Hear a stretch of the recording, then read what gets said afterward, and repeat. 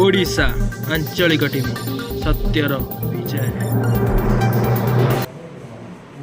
जगतसिंहपुर निर्वाचन मंडली रे आगामी विधानसभा प्रार्थी भाव में माननीय मुख्यमंत्री मो नेता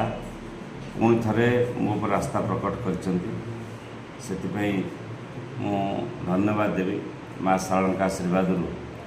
जगतसिंहपुर नागगाँववासी एवं जगतसिंहपुर जिलावासी सेवा करने पुणी थे सुजोग मिल एवं समस्त मुरे मान गुरुजन मानकर आशीर्वाद बंधु मानकर समर्थन रे पुणी थे निश्चित भाव में जगतसिंहपुर विजु जनता दल शंखनाद हम एवं केवल जगतसिंहपुर नुह सारा जगतसिंहपुर जिलार 4 निर्वाचन मंडली विजु जनता दल तैयार कर आगु थे रवीन पट्टनायक आपन को टिकेट देते आप केते खुशी से विषय कहे क्या टिकेट दबार खुशी असुखीर कथा उठुनी आम राजनीति आसीचु लोक मान कि करवा लोक मान सेवा करने और लोक मान सहित सुख दुख सामिल होगापी एवं माननीय मुख्यमंत्री सब वार्ता थाए आम मान तृणमूल स्तर में लोक मैंने जो मैंने सबुठ तले अच्छा विभिन्न योजन जो मैंने वंचित होती विभिन्न सुजोग सुविधा वंचित होती से पाखे योजना को पहुँचेवा सरकारी योजना को पहुँचेवा तांको सुख दुख को आनी समाधान करवा तेणु विजु जनता दल हूँ लोक मानकर दल साधारण जनतार स्वर तेणु एम सब जो मैंने तल स्तर लोक जो मैंने विभिन्न क्षेत्र में था उत्थान विजु जनता दल सब कम करे और से अनेक योजना होती एवं से योजना लोक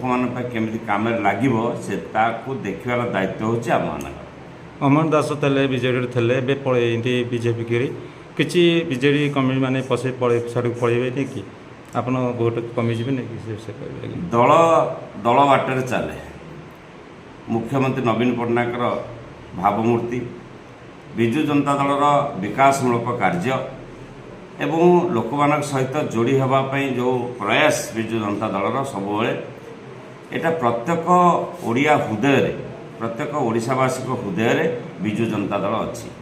किए गला किए आसला ए महत्व रखेनि विजु जनता दल एक विराट परिवार तेणु आम लोक मान सहित रहीचु विजु जनता दल लोक मान सहित रही लोक मैंने विजु जनता दल सहित अच्छा सी कहते आगुरी पार्टी सब जीक प्रचार सब सी करते आपण मैंने प्रचार कर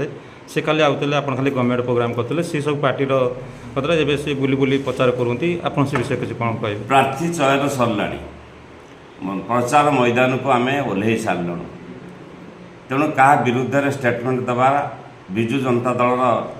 स्वभाव नुह मु विजु जनता दलर कर्मी हिसाब से लोक मान पाखक आम जाऊँ लोक मान स्नेह श्रद्धा आशीर्वाद रे विजु जनता दल ही केवल जगतसिंहपुर 4 निर्वाचन मंडली जीत यहाँ सियोर सर यहाँ आपण विषय किसी मुद्दा नहीं कौन नहीं लोक मान कहे कौन मुद्दा नहीं कहे से आमर मुद्दा हूँ विकास आमर मुद्दा हूँ सरकारी योजना लोक मान पाखे केमी पहुँचो आमर मुद्दा हूँ साधारण जनता जो मैंने विभिन्न समस्या भितर था समस्या समाधान करने आम केते दूर तत्पर हो पार तेणु ये सबको आधार करी एते योजना होती माँ मान योजना होती युवक छात्र कृषि शिल्प गमनागमन पानीय जल ठार आरंभ कर प्रत्येक क्षेत्र में जी विकास होशार साधारण लोकटे से भत्ताटे पाँच चाउल पाँच विभिन्न योजन संश्लिष्ट होती समस्त हृदय से शंख चिन्ह पाखे अच्छी नवीन बाबू पाखे अच्छी।